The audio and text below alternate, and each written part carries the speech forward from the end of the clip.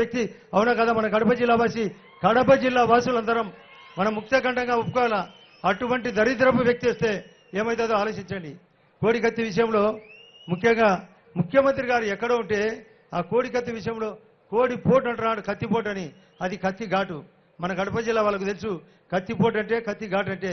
ఓ చిన్నది ఘాటు అయితే మళ్ళీ ఇట్లా నమస్కారం పెట్టుకుంటా పోయి అక్కడ ఎవరో డాక్టర్లు చెప్పినారంట కొంత 2 రోజులు హాస్పిటల్లో పండుకోమన్న తర్వాత 1 నెల తర్వాత రాష్ట్రపతి గారి దగ్గర పోయి నా పేరు కూడా చెప్తున్నాడు. ఆదినారాయణ రెడ్డికి సంబంధం, ఎర్రపతినేని శ్రీనివాసరావుకి సంబంధం. ఏమంటే మీకు అడ్డొచ్చినాం, మమ్మల్ని అంతా పొందించాలా, నీ ప్లాన్ అంతా అదే.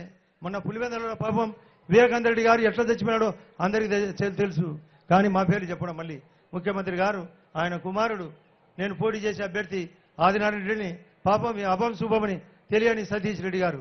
ఇట్లాంటి వ్యక్తి మన కడప జిల్లాకు పుట్టడం న్యాయమా అన్యాయమా?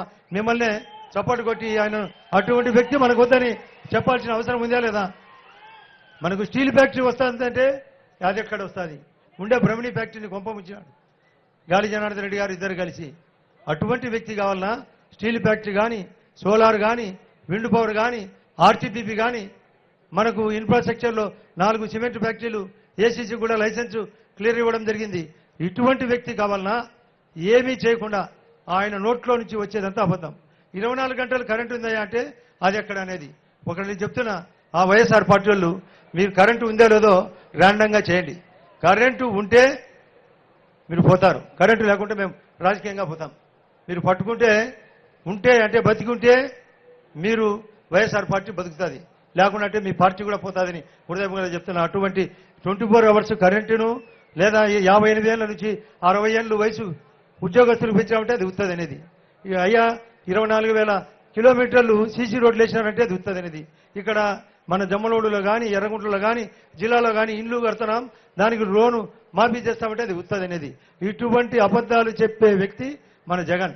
జగన్కు ఒకే పేరు చెప్పినా నో నిజం, అదే జగనిజం.